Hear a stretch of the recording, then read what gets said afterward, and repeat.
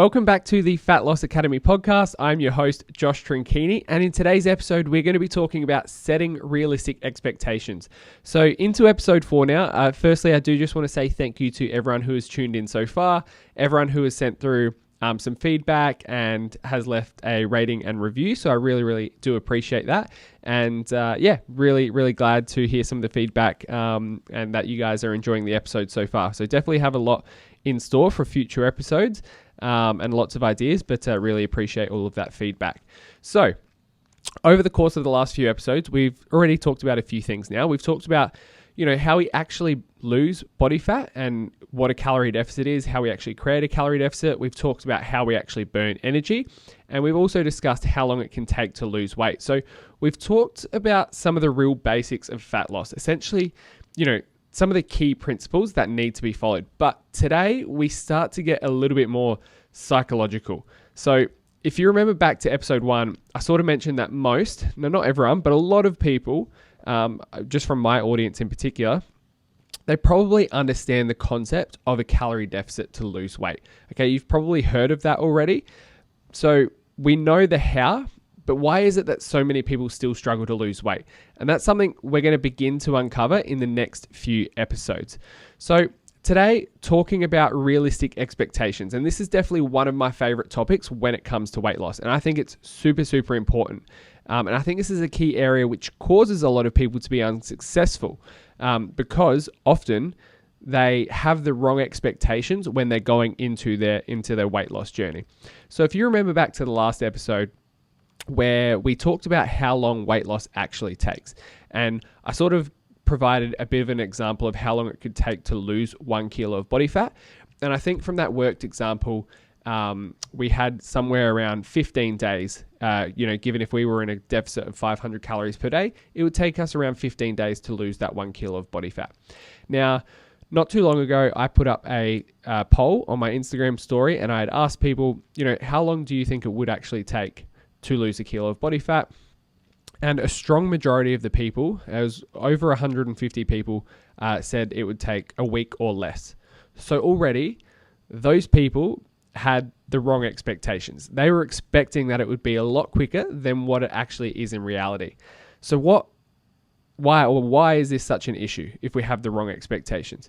Well, what I tend to see is that people typically will change what they're doing. Maybe they'll chop and change what they're doing, or they'll keep changing things, or they might quit what they're doing altogether purely because they think what they're doing isn't working, but they could have been doing everything perfectly. They might have just had the wrong expectation in place. So if I use that example again of how long it takes to lose 1 kilo, let's say that, someone was in a deficit, they were doing everything perfectly, they were ticking all the right boxes, but, maybe they were losing less than half a kilo a week. Okay, so they were expecting to try and lose a kilo a week, but they were losing a lot less than that.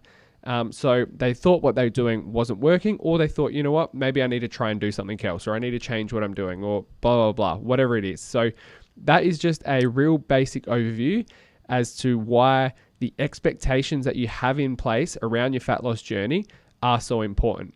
Now, we can have expectations around a number of different things. This is just sort of like a brief overview of the entire sort of process itself. So, what is the key to fat loss? What is it actually about? I personally believe that delayed gratification is one of the most powerful things when it comes to losing weight. Essentially, that is, saying no to the cookie now so we can have the results later. Okay?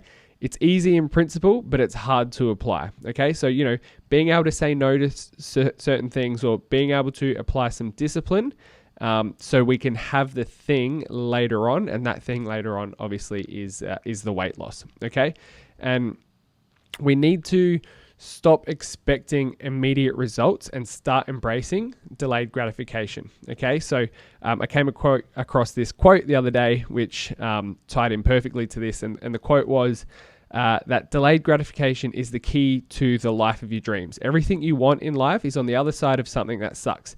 Now, that suck might be 100 workouts. That suck might be 100 bland meals.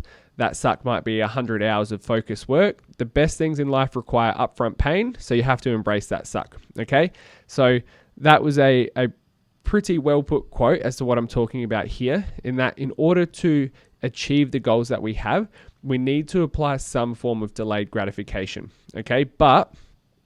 And this is where it ties into having the right expectations, because when it comes to weight loss, so many people are expecting it to be either A, a lot easier, or B, a lot quicker than what it really is in reality. Now, the cause of this is, well, there's numerous causes and it's ever evolving. You know, there's so much stuff that we see on social media these days, but this has been happening for years. It's been in magazine articles, on TV, whatever it is. We're always fed these false expectations. You know, I'm sure you've all seen something pop up on your social media or YouTube or whatever it is before, where, you know, like how to get 6-pack abs in 1 week, or eat this diet if you want to lose 5 kilos instantly, blah, blah, blah. Like, this stuff is everywhere. And I'm sure you see it all of the time. And what this does is this stuff just feeds into our subconscious, and it helps create these false expectations in our mind, because, you know, you start to see these things and you go, oh, wow, well, if those people can do it, then why can't I do that? Or, you know, maybe it is possible to lose, 10 kilos by doing this fancy diet, or maybe it is possible to lose 5 kilos in a week if I just do this, and blah, blah, blah. And, obviously we are going to, somewhat believe those things. I know some of them are quite far-fetched, but we are going to believe them to some degree, because that's, who wouldn't want those things? Obviously we do want those things. And it's, just as human beings in general, we tend to want to go down the path of least resistance. So we obviously want things to be quicker and we want things to be easier.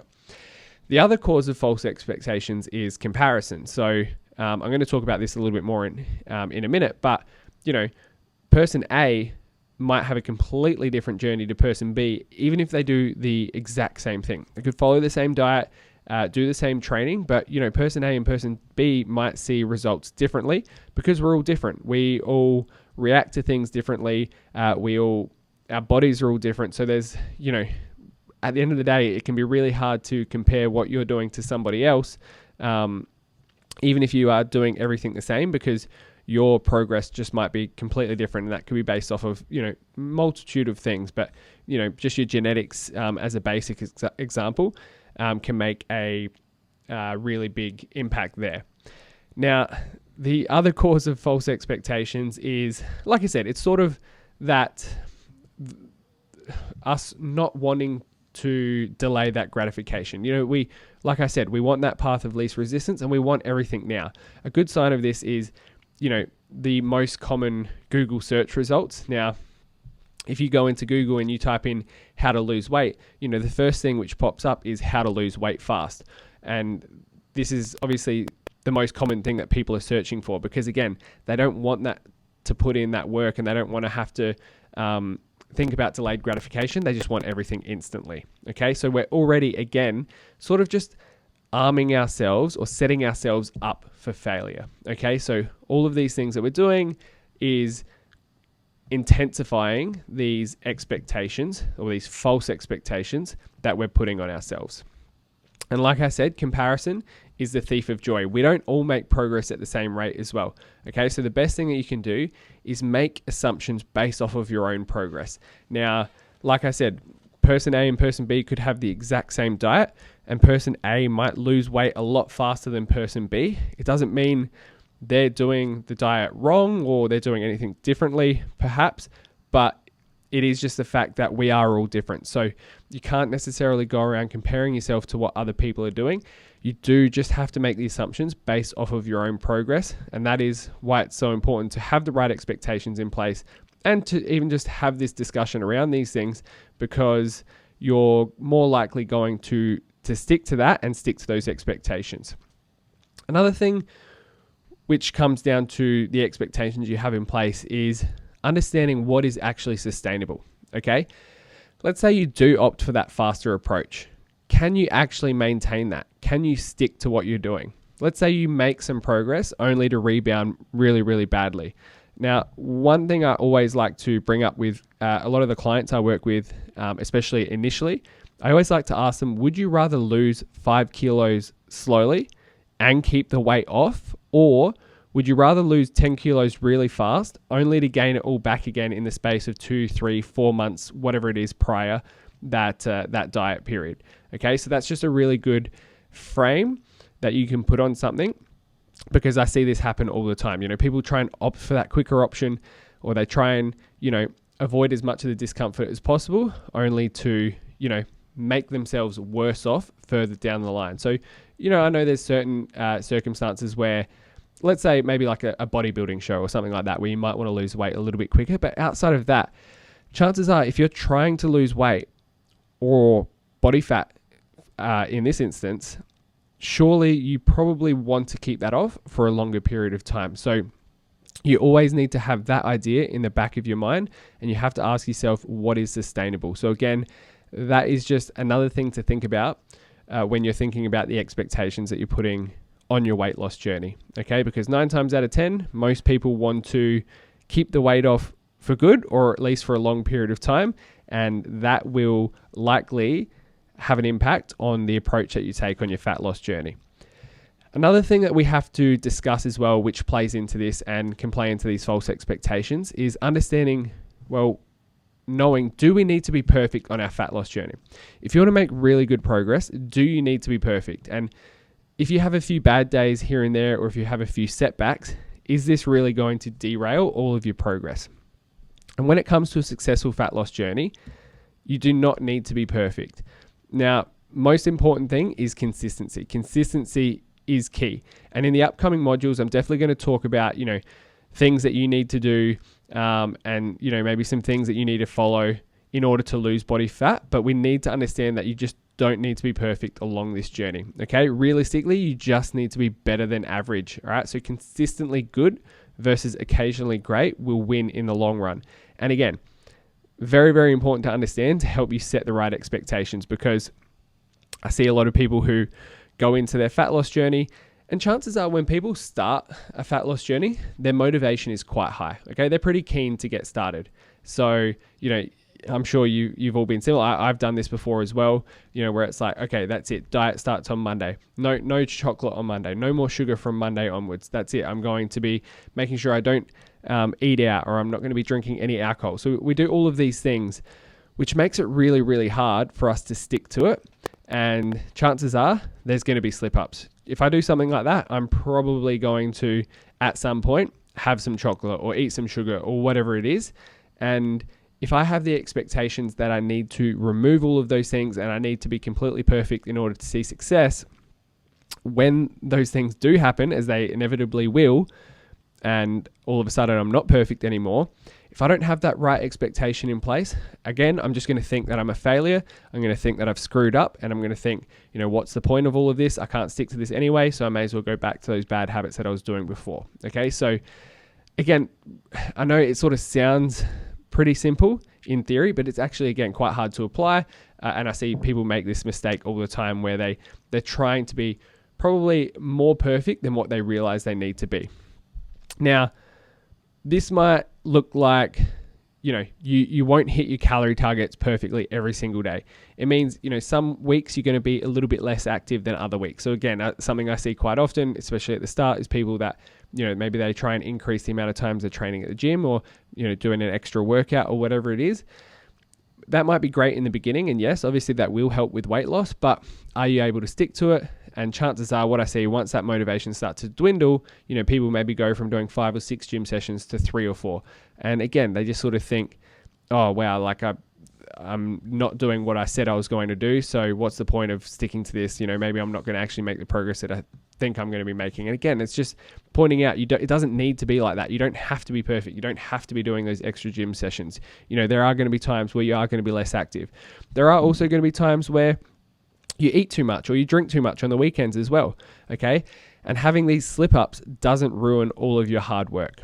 Okay. So what happens then when these things do occur and when we do fall off track a little bit? Okay. So the best thing that you can do is just try and get back on track and back to your normal routines and habits and back to being as consistent as you can. Okay. You don't need to fix any of these things either. You don't need to be doing an extra workout. You don't have to eat less calories the next day or cut out particular foods or calories, or you don't have to punish yourself, because when we do these things, this creates a bit of a negative feedback loop. Now, this is something I'm definitely going to talk about in a little bit more detail in a future episode. But this negative feedback loop is really, really common when our expectations are a little bit off from what is actually realistic. And what is realistic differs from person to person based on their life and lifestyle. I just wanted to point that out as well.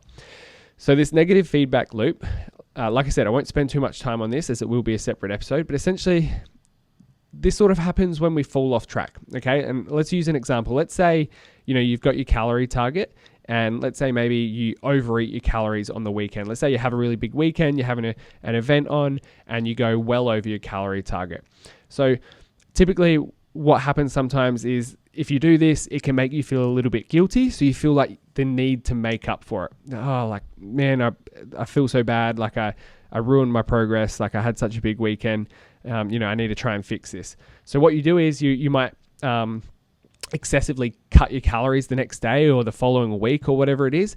But by cutting your calories, it actually only intensifies your hunger or your desire to binge eat again, which leads to overeating again on the weekend maybe, and this cycle just starts all over again. So we have this sort of endless loop of, we binge eat, we then feel guilty for that, so we try and restrict and make up for it, which only causes us to feel hungrier and want to binge eat again, and then again, this cycle just goes round and round, okay?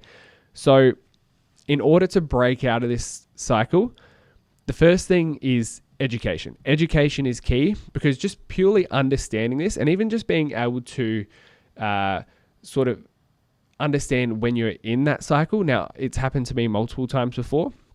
That example that I just used there was probably like, it's not always going to be as clear as that. And sometimes maybe it's happening a lot more subconsciously. So sometimes you don't even realize it.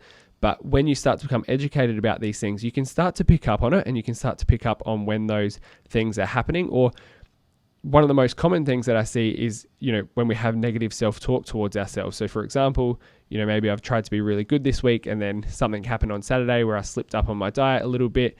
And then the next day you might have a bit of that negative self-talk. You go, oh God, like I feel like shit. Like, I really wasn't planning on overeating, but look what happened, So there's just these little things. So education around that really, really starts to help, because when you start to just have more education around fat loss in general and how the whole process works, you begin to trust the process a lot more.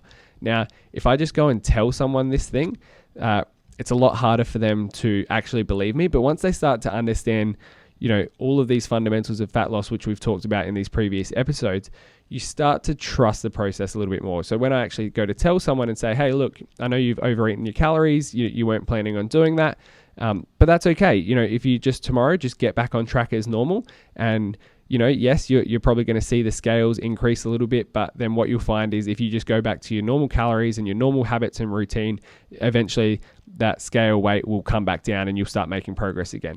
So you only trust that process and begin to follow that process once you're educated around it, okay? And again, that sort of feeds back into having the right expectations when you start your journey, okay? So if you know this stuff and you have this expectation already when you go into your fat loss journey, then when these things pop up, you are much better equipped to deal with them. So, because these things are always going to happen, okay? But the more and more that we are educated on them and the more we learn about these things, the easier it is to face them when they do pop up, okay? And again, it's just understanding that a bad day, a bad weekend, or a bad meal, whatever it is, it's not going to set you back. You don't need to be perfect all of the time. And the best thing that you can do is just get back on track, to your normal routine and your habits, okay? You don't need to change anything, or you don't need to make up for anything. And I just wanted to show this table here to sort of visualize that as well. So for those that are watching on YouTube, you obviously see the table. If you're not, basically I've got a table here which sort of shows the timeline of a calorie deficit. So when we think about a calorie deficit, one common misconception that people have is that if they aren't in a calorie deficit for one day, they won't be making progress. But this is far from the case, because a calorie deficit is created over weeks and months, okay? So if you look at 7 days, even if you aren't in a deficit every single day, you could still be in a net deficit over the course of the entire week. Okay, so what that might look like is Monday, you're in a deficit of 500 calories, Tuesday, 500 calories, but maybe Wednesday, you're not in a deficit at all, but then Thursday, you're in a deficit of 700 calories, Friday, 500 calories. Over the course of the week, you're still in a total deficit of 3,500 calories, okay? So you don't need to be perfect every single day. All right, so that means, again, if you do overeat on the weekend or you do have a bad meal here or there or a slip up or whatever, chances are you're probably still in a calorie deficit, okay? And again, just pointing this out because if you know this stuff and you're educated around these things, you're more likely to have that expectation in place. So when these things do pop up, you're better equipped to deal with them. Now, one last thing I did want to talk about in this episode, which I think it kind of ties in with the having the right expectations, is talking about where the body fat actually goes. So when we're burning body fat, where does it go? I like to bring this up when I'm talking about realistic expectations because a lot of the time, I know a lot of people that think they sweat it out. So a lot of people think if they're just sweating a little bit more, that means they're burning more body fat. So maybe they'll go jump in a sauna in an effort to burn more fat, or maybe they'll, start working out in a hoodie or something like that because they think the more that they sweat, the more body fat they burn. Now, sweating more doesn't result in more fat being burnt, okay? When you're in a calorie deficit, your body taps into its stored energy reserves to make up for that shortfall. Okay, so we know that already. Now, this typically involves breaking down fat stores for energy. Now, this process is known as lipolysis. Okay, so the breakdown of these fat molecules during lipolysis releases fatty acids and glycerol into your bloodstream. Now, these components are transported to cells throughout the body and then they're utilized for energy. Okay. So the fatty acids are primarily metabolized by your muscle cells, while glycerol might be converted into glucose by the liver through a process called glucogenesis. Now, you don't really need to know that stuff, but what you need to know is during that process, once the fat is broken down and used for energy, it's the byproducts which are expelled through your body, okay? So the whole idea here is that you're in a deficit, but your body still needs energy, so it starts to break down this stored body fat, okay? And once this fat is broken down, it creates these byproducts, and it's when our body expels these byproducts is when we start to lose body fat, okay? And there are 4 main ways that we do expel these byproducts. The main way is through exhalation, okay? So a significant portion of the byproducts of your fat metabolism leaves the body through respiration. So when you exhale, you release carbon dioxide, which is a waste product. And that is one of the main ways which body fat is actually leaving your body, okay? Now, some of the byproducts are also excreted through urination as well, okay? Now, some of the byproducts of fat metabolism do include water and some other waste products. So a lot of this is excreted through your urine, and some of it is through your sweat as well, okay? But it's a lot smaller it's a lot smaller amount than what a lot of people think. A lot of people think, sweating more just increases the amount, equals more fat burn, okay?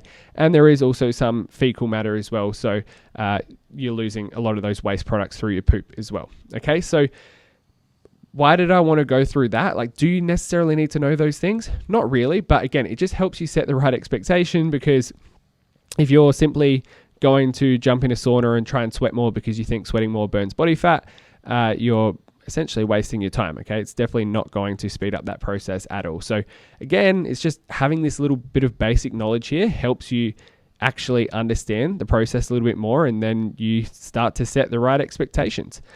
And last thing I wanted to touch on, so I was actually reading an email a couple of days ago, and it had these quotes in there, which I thought I wanted to include them in some way because I thought they did nicely tie into having the right expectations. So this one from Naval: stop chasing things that can be bought and start prioritizing things that must be earned. Okay, so he goes on to say that a fit body, a calm mind, and a house full of love, these things cannot be bought, they must be earned. So I think that just ties back nicely to that idea of delayed gratification, that in order to, actually lose weight, lose body fat, and do it in a sustainable way where we keep the weight off, that isn't something that can necessarily be bought, and it's not a quick fix. It's something that must be earned, okay? And there was another quote there This one may be a little bit less specific, but this was around, stop treating your body like shit and start treating it like a house that you have to live in for the next 50 years. So this person, he asked an 80-year-old man what advice he'd give to his younger self. And his response was to treat your body like a house that you're going to live in for the next 70 years. Invest in a solid foundation daily, make the necessary repairs along the way, blah, blah, blah. So again, I think this was just sort of like, it was putting that long-term perspective, that long-term perspective, making you think about that a little bit more. Whereas a lot of people, when it comes to fat loss, again, they're just sort of thinking about how can I do it as quick as possible, when we know that that's probably not the best way. So those two quotes there, I think they just provide a nice little frame to actually help us think about delayed gratification a little bit more and actually start to understand its importance when it comes to losing body fat. So to wrap this up, how do we go about setting the right expectations? Firstly, understanding that it's not a quick fix, okay? If you do want to lose body fat, try and go into your journey. Obviously, yes, like I know you want to lose it as quickly as possible, but maybe that's not going to be the best approach, and maybe it's not going to be as fast as what you think it is, okay? And that's why I talked about how quick we can lose body fat in that last episode. Having education. So again, if you're listening to this podcast right now and you've made it up to this point and you've been tuning in so far, you are doing the work and you are becoming more educated, which means chances are the more times you try to lose body fat, the more times you go on a weight loss journey, whatever it is, you're just going to get better and better at the process, at the journey. That's definitely happened for me. I remember I didn't nail it the first time. It took a few times to get it right, and you just become more educated along the way, and your expectations, they get a little bit better each time. Thirdly is that delayed gratification. I've talked about that quite a lot in this episode, but again, I think it's so important. And then last one there is just to remember to make assumptions based off of your own progress. So don't try and compare your progress to somebody else's. Just try and compare it to yourself. Okay? And that is it for today's episode. So thank you so much for tuning in. In the next episode, I'm going to be talking about how long your deficit should last. Okay? So again, another really, really important topic, and one which I think quite a few people get wrong. So I'm really excited for that one. As always, be sure to leave a review and subscribe. Make sure you share this episode or send it to someone if you think they might enjoy it as well. And if you have any questions, make sure you send an email to contact@thefatlossacademy.com.au. I think in the next week or two, I'm going to do a bit of a Q&A episode as well, whether I do it as a separate episode or I just throw it on to the end of one of these episodes. Okay. But appreciate everyone tuning in, and I'll catch you all in the next episode.